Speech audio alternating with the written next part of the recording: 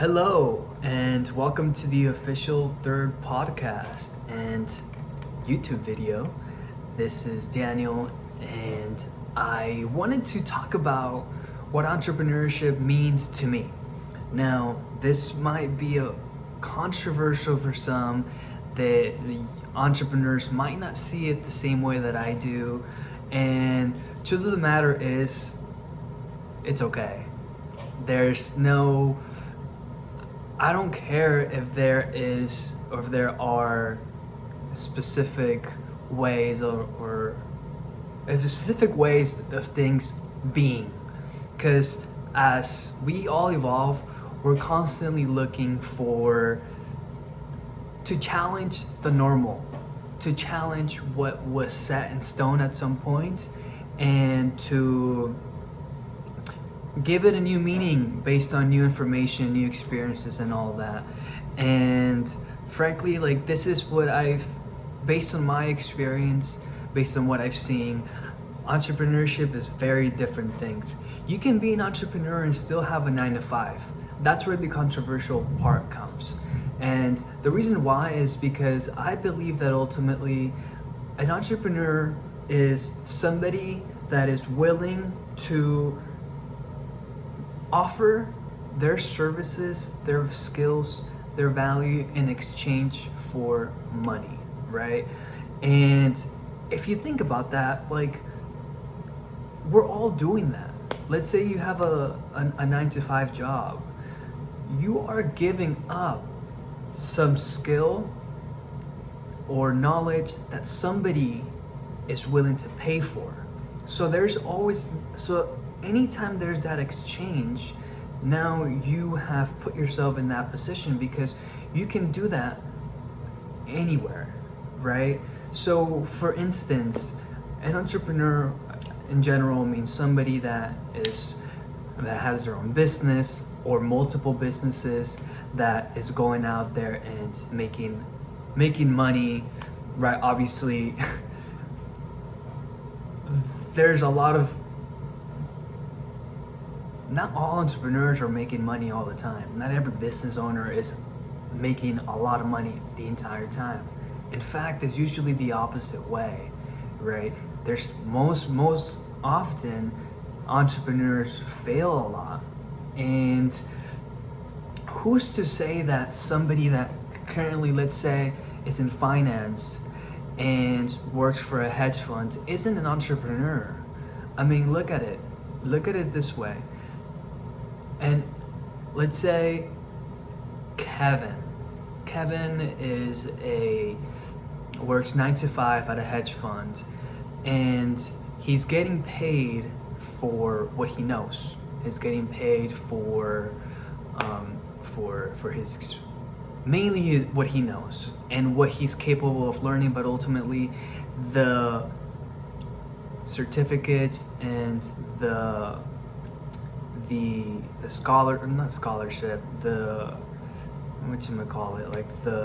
their degrees, right? That gives them the ability to now say, hey, I'm good enough for this job. All that work that they've done, they've gone through at school, all the energy put there, all the sleepless nights to pass the test, all the things, how is that not counted as part of an entire entrepreneurship experience? And if anything, you're doing a lot more than most entrepreneurs do, and quote unquote. And why is that? It's because you're usually working and learning without getting paid when you're going to school, right? So to me, the way I see it is look, if you have a 9 to 5 job, or if you're working at Starbucks, don't beat yourself up for it because you're not an entrepreneur or you're not a business owner. A business owner is just a glorified job. They say that, you have freedom and you have everything, and honestly, you might have a little more flexibility with what you do with your time, but as a business owner, and they say that, you don't have a boss the only difference is that you can say F you to whoever hires you. But the reality is that as an entrepreneur, you likely have a lot more bosses. And your bosses could be the people that your clients, right? Let's say I have a marketing agency, it's my own business, and Joe Schmo from the chiropractor company hires me as a business owner, as an entrepreneur, but technically, quote unquote, he's my boss. Like, I have to provide some value for him in order for that exchange. And how is that different than doing the 9 to 5? Now, with the 9 to 5, yes, you have systems in place, you have things that you already know what to do, what's expected of you usually, but it's not very different than having a business. Now, the reason why I say this is because my journey as an entrepreneur has been crazy. I mean, it's gone since I was 14. I had my own business. This was, 14 years ago. And like, I've been in business during the time. I've worked for somebody during the time. I've worked for a company. I've had my company and worked for somebody. I've had multiple businesses running at the same time. Like, there are no rules to this game.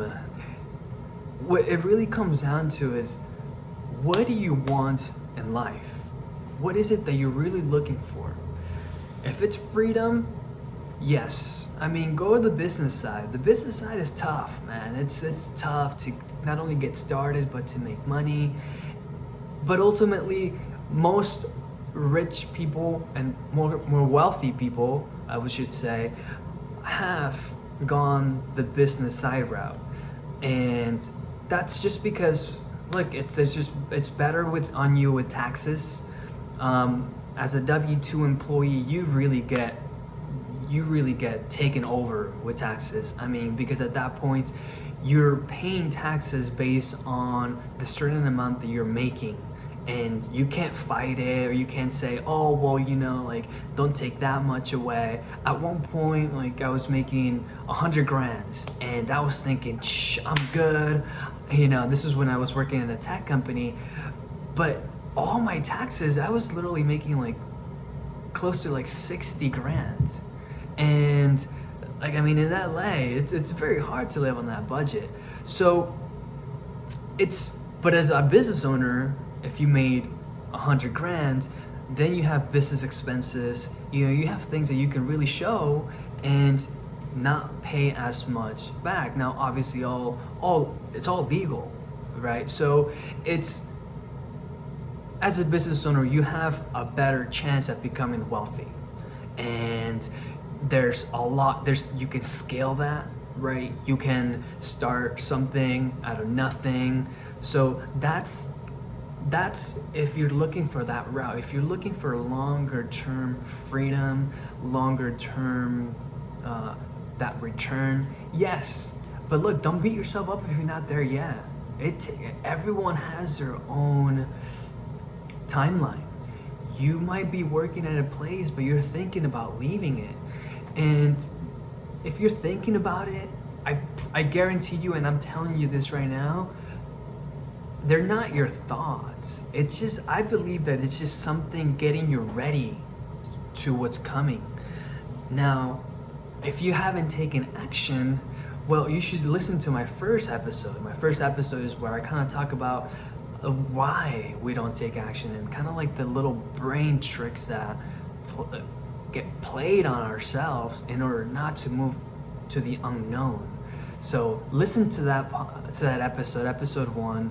But I truly do believe that everyone is an entrepreneur right now if you decide to live that route. Don't beat yourself up if you're not there yet. Look, all that matters is that you want it. And if you really, really want it, you have to start again before you're ready. You really have to go and figure it out. Like, it's not hard. Everyone's in that journey. if you have something of value, see if you can get some money for it. If you don't know what business to start, there's my second episode talks about how to start your own, how to figure out which business you should be running, right? Look at the last thing that you purchased. Is that something that you can get your hands on and exchange it? There's already a buyer. It was you. You already know the experience of buying it. So can you do that? If you just bought a home and you saw that entire process, was it easy? Did you think that it was something that you could have done? Maybe you can try real estate. That's what I mean when I say look at the last thing you purchased. Look at the last person that you hired, right? Just think about these things. And ultimately, like you'll come up with whatever it is that makes you feel truly yourself. But try things out. And I'll say this: everyone's going for that $1 million goal. To make $1 million, here's what you need to do: make $1 from something and do it 1,000,000 times. That's all for today. I hope that you like this episode. I'm gonna continue putting more stuff out there, and I would appreciate if you liked, get notified, follow, and all the things. I really do. It does help me with the inspiration, but ultimately I know that I'm gonna do this consistently just because it's part of my discipline now. So I thank you very much for your time and for being here. All right.